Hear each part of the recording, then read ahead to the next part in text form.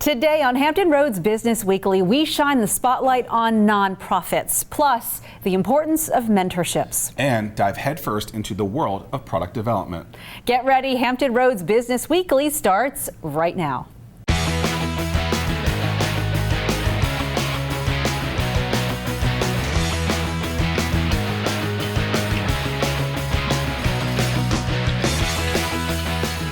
Hello and welcome to Hampton Roads Business Weekly, a look at the businesses and entrepreneurs making a difference in Hampton Roads. I'm Zach Miller. And I'm Cheryl Tan. We begin today with mentorships. Running a business can be tough, especially on your own, which is why having another business owner to turn to can be an amazing resource. Successful entrepreneurs always talk about the power of mentorship and how mentors have helped them grow their companies. So we want to talk with two business owners about their relationship and about their businesses. Jeri Profit and Hillary Boyster-Agusi. Thank you so much for joining us today. Thank you. Thank you. So the two of you have known each other for a few years, Yes. but in recent years have started this mentor-mentee relationship. How did that come about, and when was it that you decided that that would help both of you?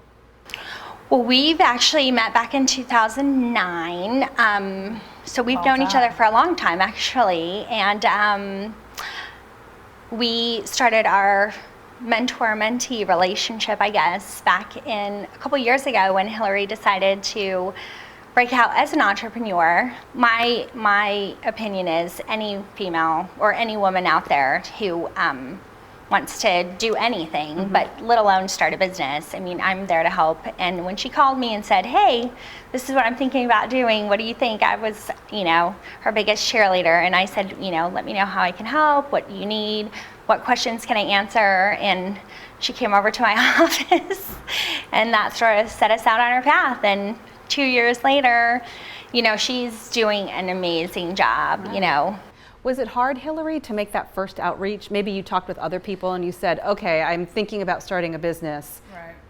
Was that hard to do?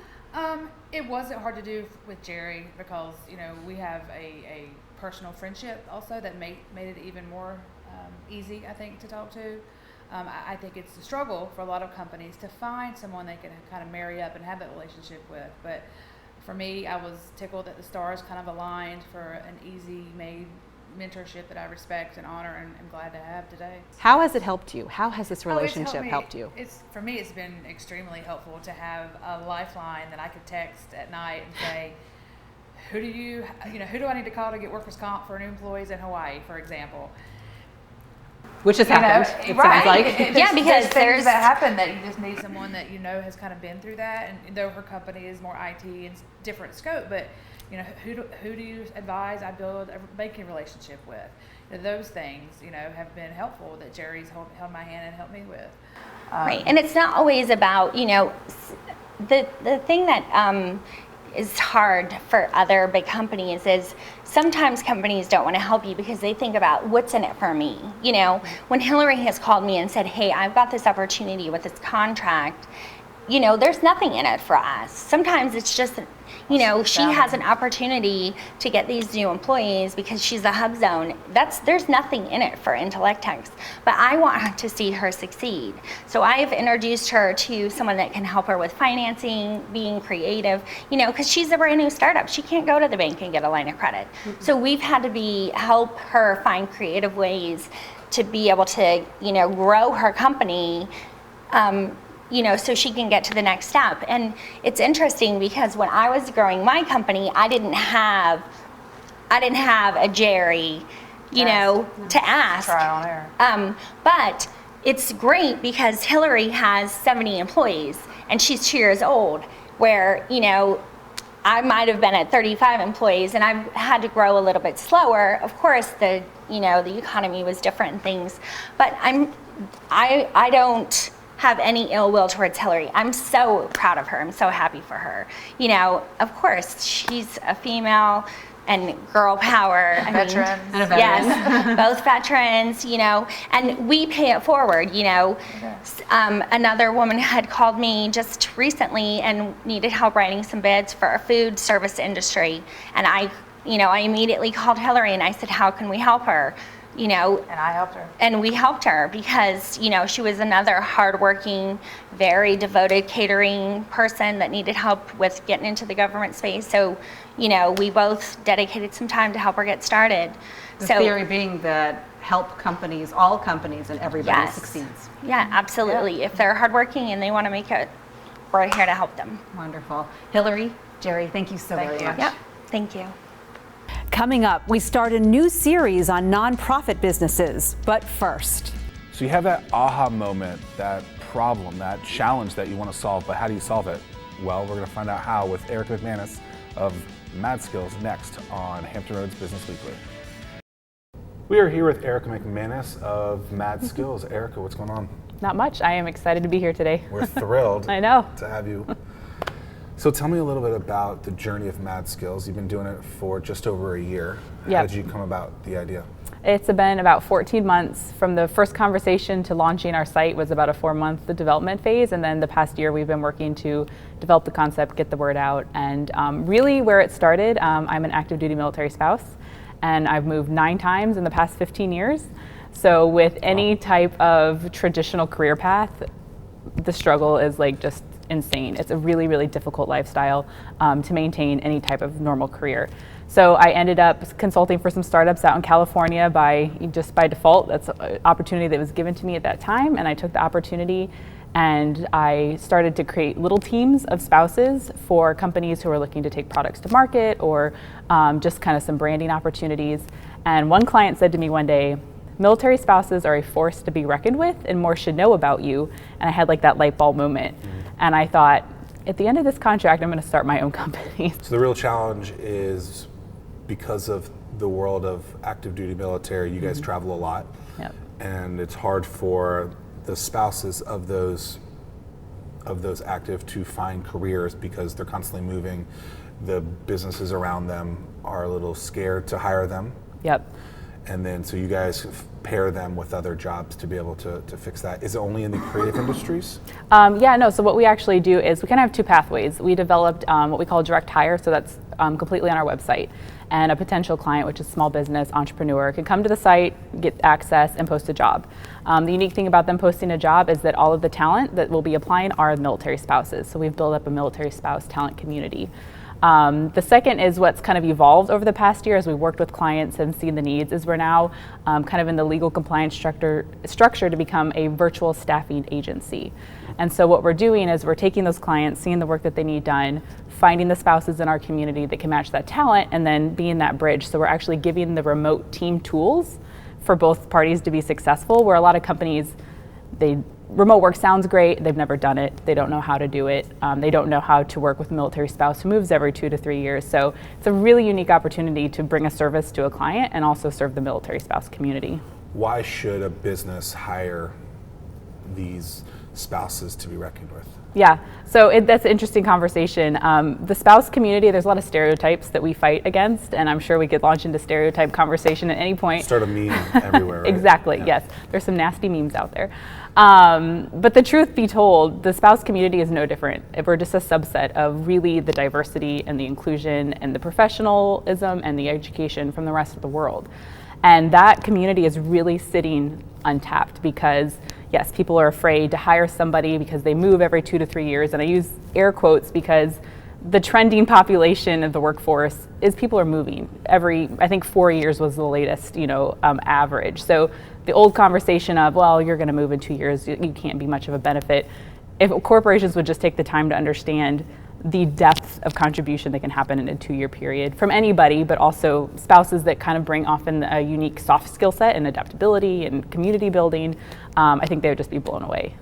How do you guys make money in that? Yeah, so we have the 2 models I mentioned, the 2 pathways. The direct hire is through our website, so it's direct access subscription, so you would pay the entry fee to get into the site and then post a job and hire the spouses. And then our virtual staffing works very much like a brick and mortar traditional staffing company would. We have an hourly rate that we charge so that the spouse is being paid hourly, and we are very passionate about the spouses being paid at an industry level and not below just because they're a desperate spouse looking for a job.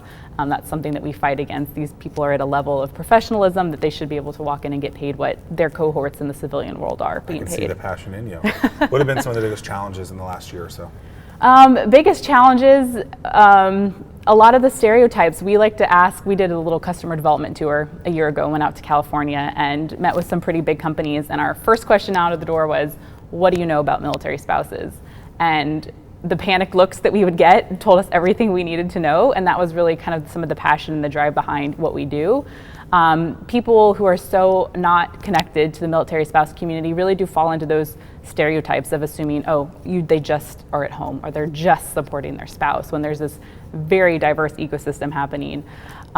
So that's been a challenge, but almost kind of a fun one, because you get to prove people wrong pretty quickly once they see the talent coming in and the work being done and the ability to manage remotely. Like, that's how our marriages and our friendships and our families thrive in the military community. We have to know how to work remotely and virtually. And so being able to bring that into a business concept has really been something rewarding to see people like, oh, okay, I get it. Nothing like taking a challenge and solving that problem. Yep. Erica, thank you so much. Yeah, thank you so much, Jack. Absolutely. Yep. How can your nonprofit benefit from relationships and strategic partnerships? That's what we're talking about today with Tom Brandel, the Executive Director of Tidewater Wooden Boat Workshop. That's coming up next.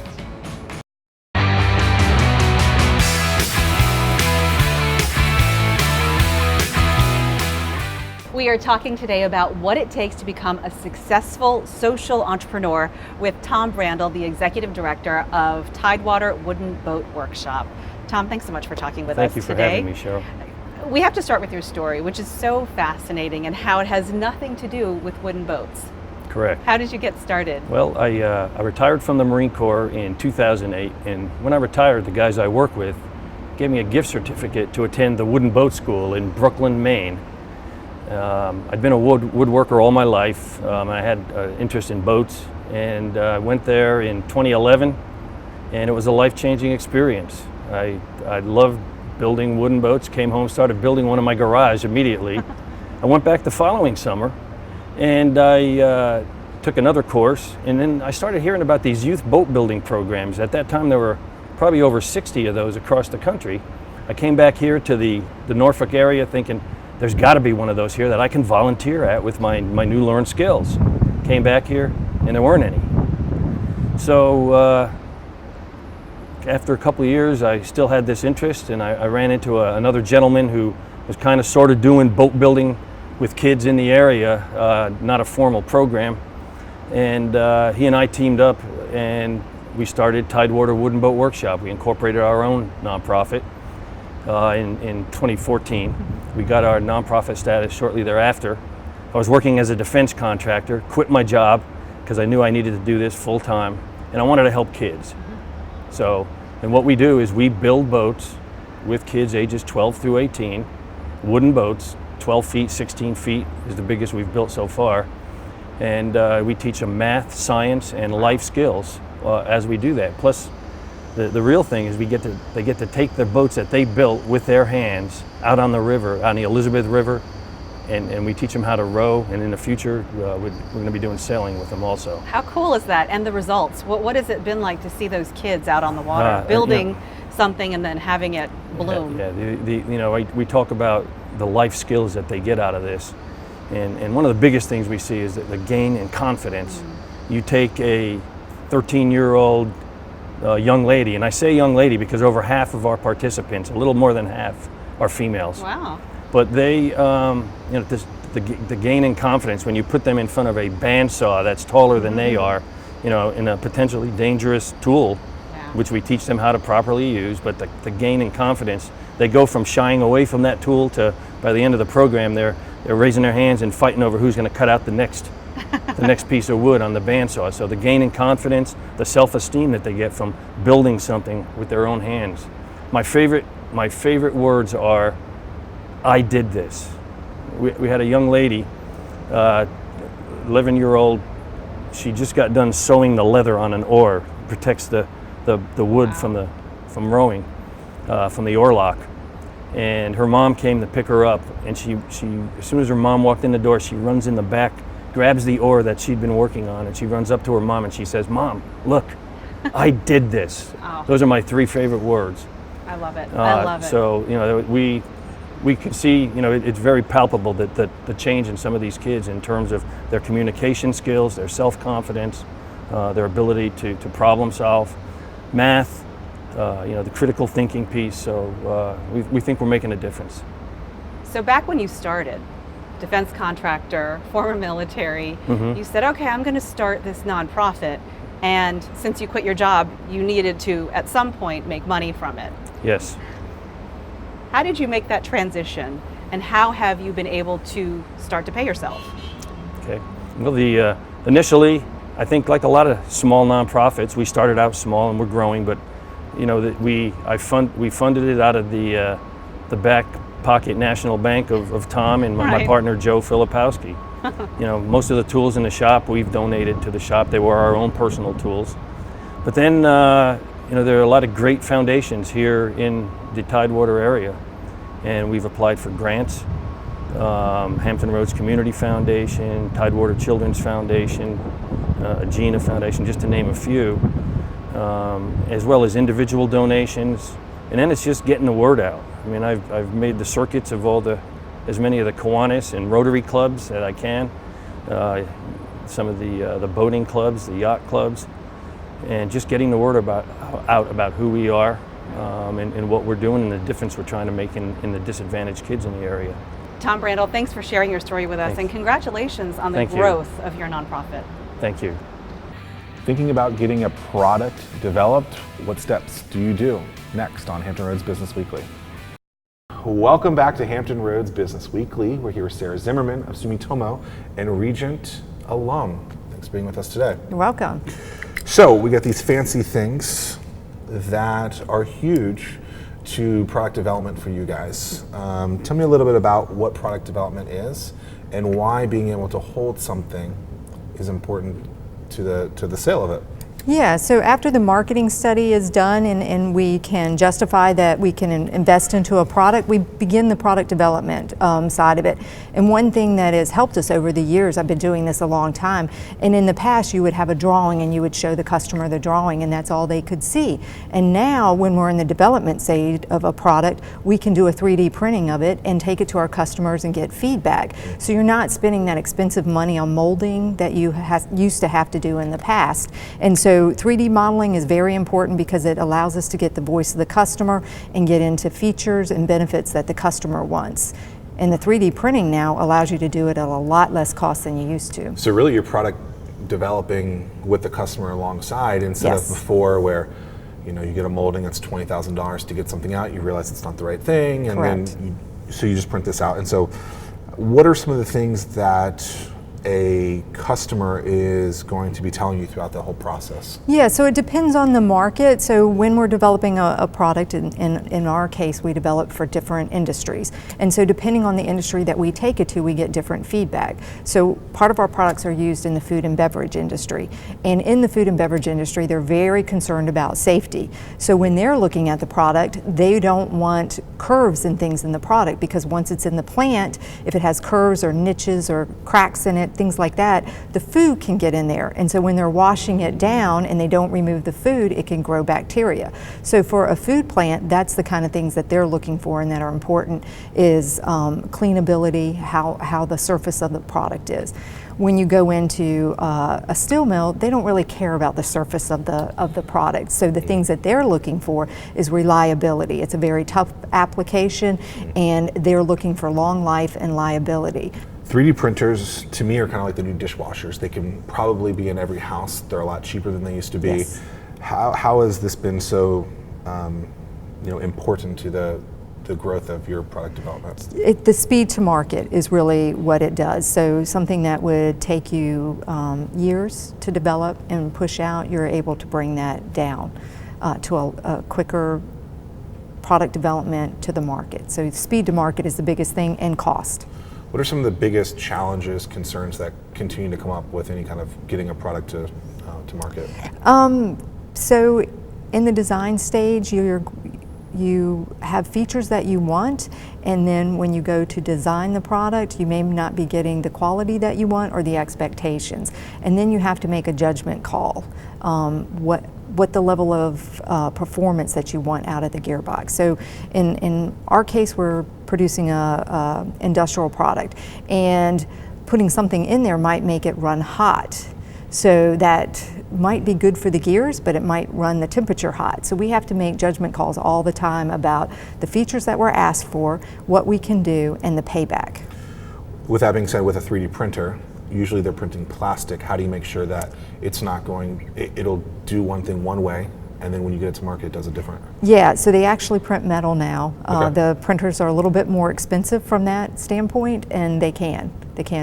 So you'll get the exact, basically, grade that you're Yeah. going to have, and you don't have to have And that then shipped. sometimes what we've done recently, you can do a wax mold, which is not a full mold. It's a different type of process, and you can design the outside of the housing in a wax mold.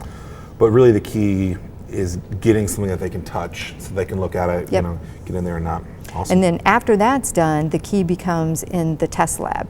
So for us, we once the product is built, we test it for life performance test, not only in our offices, in our test lab, but then we also ask key customers to test it at their site as well.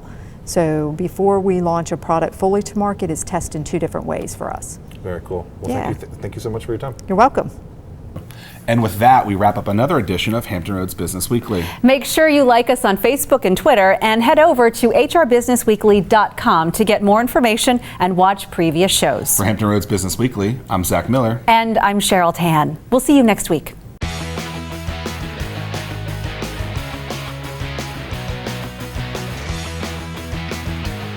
Hampton Roads Business Weekly, sponsored by Regent University and produced by 13 News Now.